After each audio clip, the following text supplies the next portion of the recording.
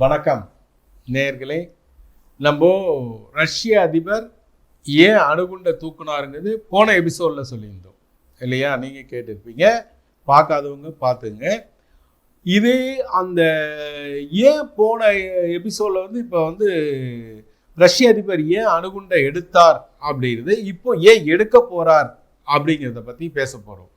ஏன்னா அதுக்கு முன்னாடி, ஏன்னா எப்போ பார்த்தாலும் ஒரே ரணகளம் போர்க்களமாகவே இருக்கிற ஒரு சின்ன கதையை மட்டும் சொல்லலாம்.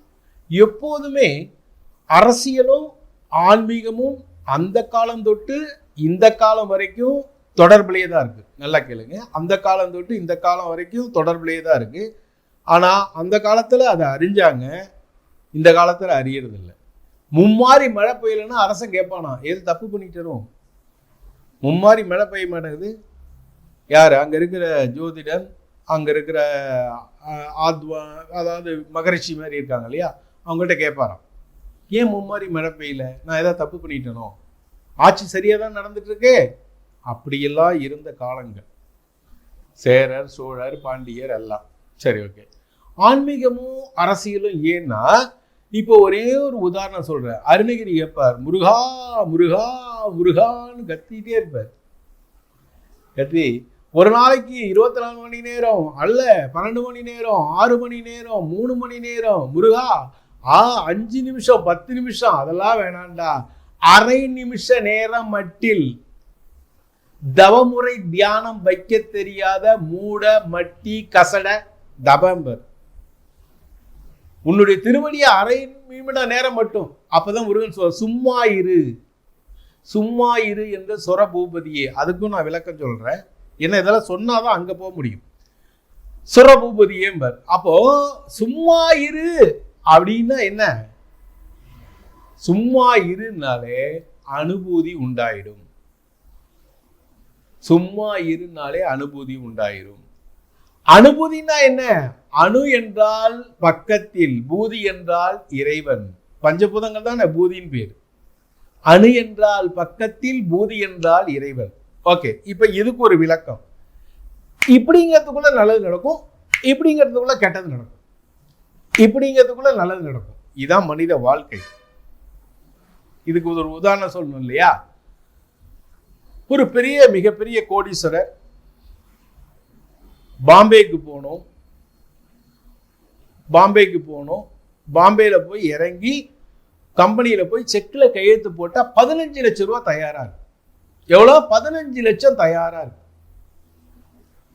உடனே என்ன சொல்றாரு, டிரைவரை கூப்பிட்டு, நாளைக்கு முக்கியமா பாம்பே போகணும். ஏன்னா இந்த செக் விவரத்தெல்லாம் டிரைவர்கிட்ட சொல்ல முடியுமா? அர்ஜென்ட் ஃப்ளைட்டு, காலைல 6:30 மணிக்கு ஃப்ளைட்டு, சீக்கிரம் வந்துடு. அன்னைக்குன்னு பார்த்து இவர் தயாராகிட்டார், டிரைவர் வரல. 5:30 மணிக்கு வரா ஃப்ளைட்டு, 6:30 மணிக்கு.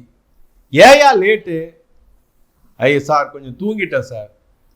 வண்டி எடுத்தோல, சீக்கிரம் நான் போகணும், பாம்பே போகணும்யா, ஃப்ளைட்டு போயிட போகுது, முக்கியமான வேலை இருக்கு, அது இவருக்கு மட்டும் தானே தெரியும், பாம்பே போகணும் அப்படிங்கிற. சரின்றா. சரி, காரை எடுத்தாச்சு. காரு பாதி வழி தூரம் வந்தோடனே காரு பஞ்சர். உடனே என்ன சொல்றாரு, ஐயோ என்னடா நேரம் பார்த்து பழி வாங்குறியே. சரி, ஸ்டெப்னி எடுத்து மாட்டுறாங்கிற. கீழே டிக்கியை திறக்கிறான், ஸ்டெப்னியை பார்க்குறான். சார் சர்வீஸ் பண்ண இடத்துலையே, சர்வீஸ் பண்ண விட்டுருந்தோம் இல்லையா, அங்கேயே ஸ்டெப்னியை கைட்டி வச்சுட்டாங்க சார், அவன் திருப்பி மாட்டல சாருங்கிறான். எப்படி இருக்கும் இந்த தொழிலதிபருக்கு? எரிச்சல் ஆகிறார். அப்போ எழுத்து விட்டுக்கார யமகால வரான். சார், என்ன நடு ரோட்டில் நிற்கிறீங்க? ரொம்ப நாளாக அவனுக்கு ஆசை, இவன் நடு ரோட்டில் நிற்கதான் பார்க்கணுன்னு. என்ன நடு ரோட்டில் நிற்கிறீங்க? இல்லைங்க, இந்த மாதிரி பிரச்சனை, ஸ்டெப்னி அங்கே மாட்டிக்கிச்சு அப்படின்னு. ஸ்டெப்னி ஒர்க் ஷாப்பில் மாட்டிக்கிச்சு, அதனால நான் ரோட்டில் நிற்கிறேன், 6:30 மணிக்கு வேறு ஃப்ளைட். அதெல்லாம் பற்றி ஏன் ஒரி பண்ணுறீங்க? ஏன் எமகா இருக்கு, வாங்க போகலாம் அப்படின்ட்டான். நல்ல காலம், இப்போ கடவுள் மாரி காப்பாத்துறீங்கன்னு சொல்லி, நம்ம ஃப்ளைட்டு தானே கொஞ்சம் லேட்டாக தான் போகும்ட்டு ஏறி உட்காந்தா. அதே மாரி தொழிலதிபர் ஃப்ளைட்டை பிடிச்சிட்டார். ஃப்ளைட்டு நல்லா போயிட்டுருக்கு. அப்போ மும்பை நோக்கி போயிட்டுருக்கு. போன உடனே இன்ஜினில் கோளாறு ஏற்பட்டதால்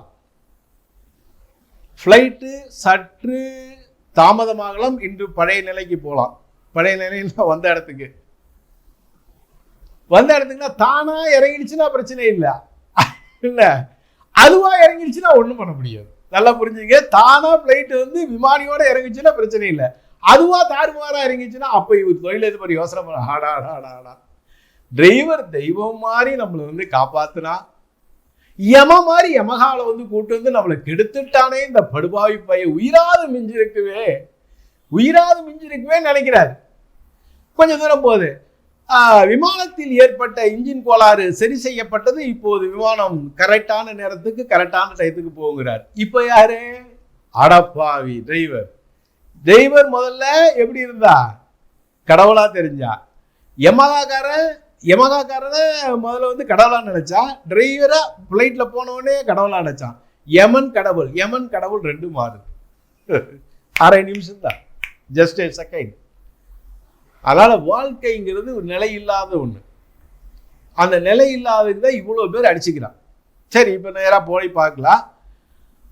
இப்போ ரஷ்ய அதிபர் புடின் பதவி ஏற்றுட்டார். அடுத்ததா வந்து அதிபரா பதவி ஏற்றதுக்கு அப்புறம் நிறைய மாறுதல்களை பண்ணிக்கிட்டே வர்றார், நிறைய மாறுதல்கள் பண்றார். ஏன் எதற்காக என்பதை பின்னாடி பார்த்துட்டே வருவோம். நிறைய மாறுதல்கள் பண்றார். ஃபர்ஸ்ட் வந்து அடுத்தது வந்து பாத்தீங்கன்னா, இப்போ கார்கில் நகரத்தை சுத்தி 4 நகரங்கள் தடல் அடி 24 மணி நேரம் அடி விழுந்துட்டே இருக்கு.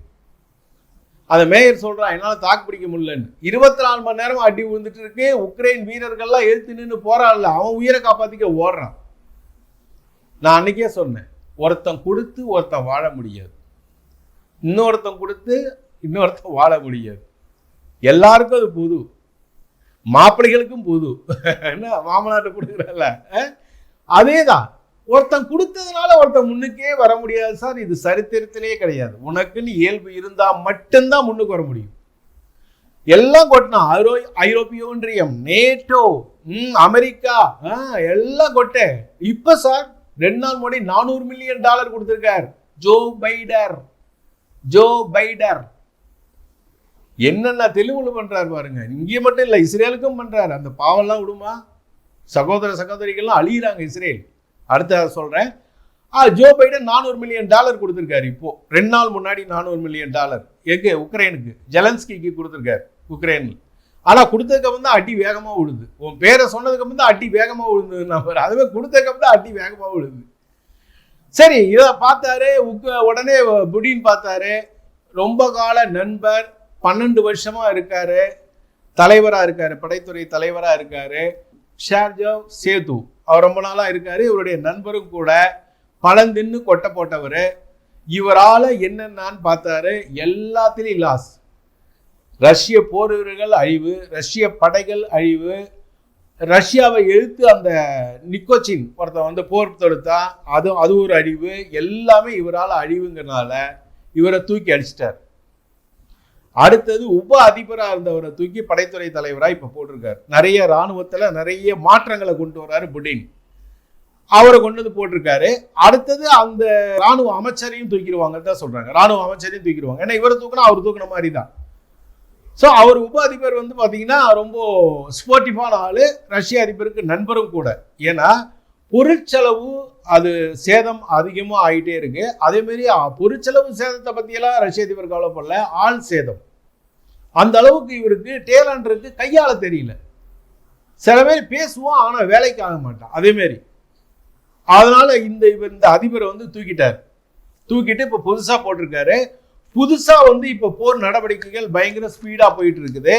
ஷேர்ஜா சேது ஒரு 12 வருடம் முன்னாடியும் படைத்துறை தலைவராக இருந்தாரு. அப்புறம் வந்து நீக்கப்பட்டாரு, திருப்பியும் சேர்த்துக்கிட்டாரு. இப்ப பொறுத்த வரைக்கும் உக்ரைன்ல ஒரு 18 முதல் 20% நிலங்களை வந்து ரஷ்ய அதிபர் ஆக்கிரமிச்சிருக்காரு. அதாவது ஆக்கிரமிச்சிருக்கான்னு சொல்றதோட இல்ல, அதை பிடிச்சிட்டார் 18. இப்போ கார்கில்ல போர் பயங்கரமா நடந்துட்டு இருக்கு. 4 பக்கமும் குண்டுகள் வீசிட்டு இருக்காங்க.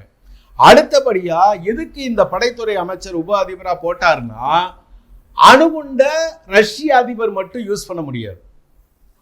புரியுதா? அதுக்கு கீழே ஒரு அமைப்பு இருக்கணும். தன்னியட்சி அதிகாரமா எதுவுமே பண்ண முடியாது. அதுக்கு கீழே ஒரு அமைப்பு இருக்கணும். அந்த அமைப்புல இந்த உப அதிபர் இடம்பெறாரு. இந்த ரஷ்யா கொஞ்ச நாட்கள்ல அணுகுண்ட வீசினாலும் வீசலாம். அதனால தான் இந்த மாற்றங்களை எல்லாம் ரஷ்ய அதிபர் எடுத்துகிட்டே வராரு. ரஷ்ய அதிபருக்கு கீழே இந்த உபாதிபர், இவங்க இந்த குரூப்பை கேட்டு தான் அவங்க அணுகுண்டு போகணும், போடுறதா இருந்தால் இவங்களை கேட்டு தான் போகணும். ஒரே ஆள் தீர்மானிக்கக்கூடிய ஒரு விஷயம் அல்ல. அதே மாதிரி ஷார்ஜா சேது பழைய நண்பர்னால அவருக்கு பார்லிமெண்ட்ல ஒரு உறுப்பினர் பதவியும் கொடுத்திருக்கிறாரு. கூடிய சீக்கிரம் உக்ரைனை வெல்லக்கூடிய அளவுக்கு, ஏன்னா இப்ப புதுசா ஒரு ஏவுகணை கண்டுபிடிச்சிருக்காரு. 2 ஏவுகணை ஒன்னா போகும். 2 ஏவுகணைகளிலும் குண்டுகள் ஃபுல்லா நிரப்பலாம், அதுல அணுகுண்டும் கட்டலாம். அதே மாதிரி ஒரு ஏவுகணை இப்ப போயிருக்குது. இதுக்குதான் யாரு கண்டனம் தெரிவிச்சிருக்காங்கன்னா, பிரிட்டன் அதிபர். அதே தான் டேவிட் கேமரூன் கண்டனம் தெரிவிச்சிருக்காரு. பிரிட்டனுக்கும் ரஷ்யாவுக்கும் என்னன்னே தெரியல. அது எங்க கிடக்கு, இது எங்க கிடக்கு. டேவிட் கேமரூன் இது கண்டிக்கத்தக்கது. இது 4 நகரங்கள்ல பயங்கரமா 24 மணி நேரம் குண்டுமழை பொழிகிறாரு, இது கண்டிக்கத்தக்கதுங்கிறார். யாரு? David Cameron. இன்னும் அதிசயமான ஆயுதங்கள், அதிகமான ஆயுதங்கள், ரஷ்யாவை வெல்லக்கூடிய ஆயுதங்களை நான் கொடுப்பேன் அப்படின்னு டேவிட் கேமரூன் வாக்குறுதி கொடுக்கிறார். இது எந்த அளவு போய் நிற்கும்லாம் சொல்ல முடியாது. ஆனா அடுத்தவங்க என்ன கொடுத்தாலுமே இவங்களுடைய சட்டத்திட்டத்தின்படி இவர் ரஷ்ய அதிபர் போயிட்டே இருக்காரு. எல்லாம் நேர்த்தி பார்த்தீங்கன்னா உக்ரைன்ல இருக்கிற ஆட்கள் பூரா, அதாவது எதிரில் சண்டை போறவங்க பூரா ஓடிட்டான். கார்கில்ல அப்படி இன்னும் நடந்துட்டு தான் இருக்கு யுத்தம். ஏன்னா ஒரு ஜெயிக்கக்கூடிய நேரத்தை நோக்கி ரஷ்ய அதிபர் புடின் போயிட்டு இருக்காரு. இன்னும் தகவல்கள் வந்துகிட்டே இருக்கு. அடுத்த செய்திகளை பார்க்கலாம். நன்றி, வணக்கம்.